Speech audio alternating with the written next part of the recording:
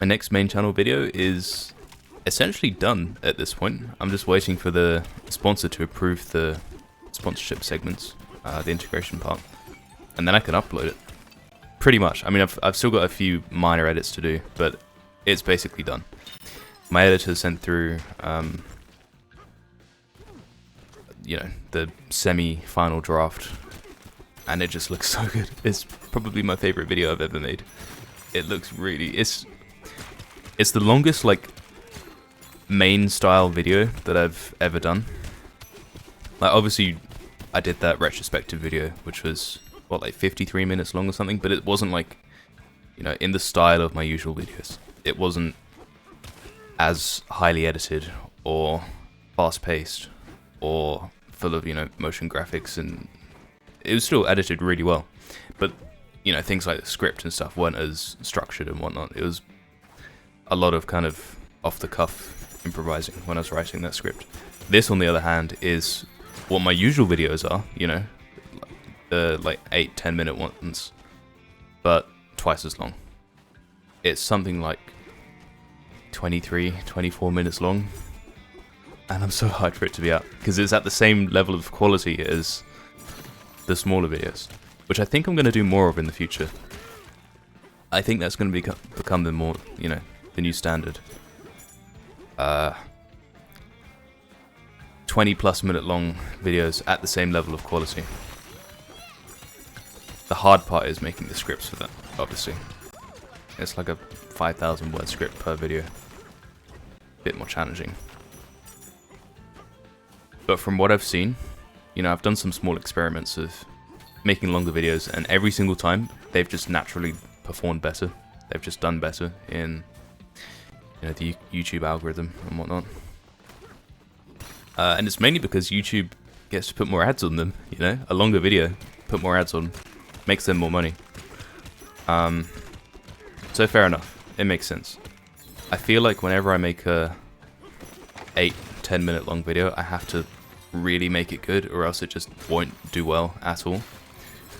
Making a longer video sort of seems to take the edge off that.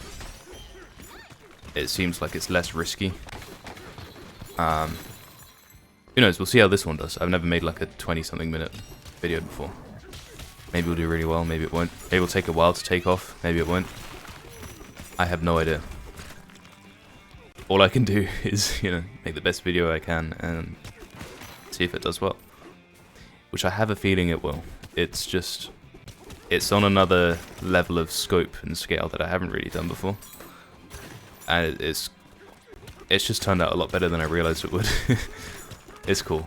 It's got some good comedy. It's got a good balance of comedy. Like, sometimes I feel like I overdo it, and those videos never do too well. But it's, you know, it's nice and like sprinkled throughout this video. You know, funny moments and whatever. And then a lot of, you know, actual serious explanatory stuff. A lot of very cool renders as well. So many renders, actually. More renders than I've ever really done in any other video. Just in terms of like pure variety. It's really cool. Might as well talk about it here, because it's going to be out very soon. It's about the Switch 2. It's about potential future Switch 2s. So things like, you know, the Switch 2 Lite, Switch 2 OLED, which are both quite likely to happen.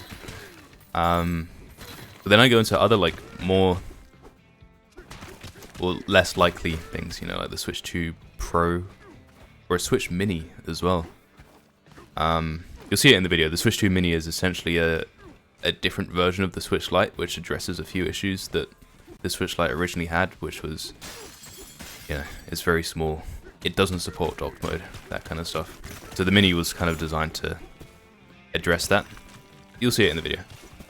There's some good explanation behind it.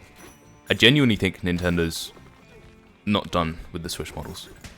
There'll be some mid-cycle refresh. They always do one, you know, with every console, every handheld. There's always a refresh. Even the Wii had the Wii Mini. I also go into stuff that isn't just like new console SKUs. It's things like different color variants, different special editions and whatnot, because what we have at the moment really isn't much. It's like the least you could have, isn't it? It's literally one version of the Switch 2 and that's it. Basically every other Nintendo console before that, before the Switch 2, has had at least 2 variants from launch. You've got the Wii U having the black and white versions, you've got the Switch having the grey and the red-blue versions. I think the GameCube came in different colours, purple and silver and whatnot. So it's been a long-standing tradition that they haven't done this time, interestingly. I'm not saying I'm unhappy with it though. I'm very happy with the colour scheme of the Switch 2. Very nice. It's very sleek. It feels a lot more adult than the original Switch, and basically any other previous Nintendo console. Which is cool, because I got the Switch 1 when I was, 12? And the Switch 2 now, I'm 20. It's kind of matured as I've matured, which is cool. It's grown up with me. Even physically, like I've obviously got bigger hands now compared to when I was 12, and the Switch is now bigger. It's just kind of matched my aging as it has aged. Oh, sorry, mate.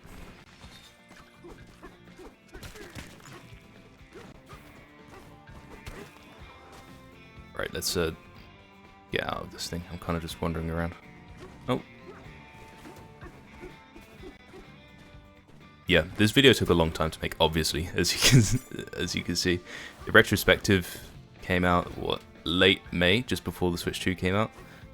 And it is now the second half of July. It was supposed to come out a bit sooner, but there were some delays.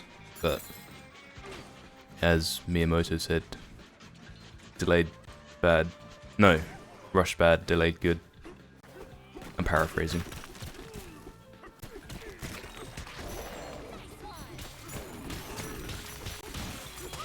I'm so hyped for people to see it. It's so cool.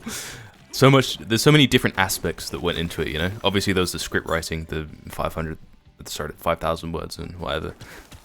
But then there's, the thumbnail design, the 3D renders, the editing, the voiceovering. Oh, the voiceovering. The voiceovering took like 2 hours to do. My voice started to get destroyed by the end of it. Properly. And it didn't have to take 2 hours. It's just I repeat a lot of the lines to get like the best one, and then I kind of splice it all together. But yeah, that destroyed my voice.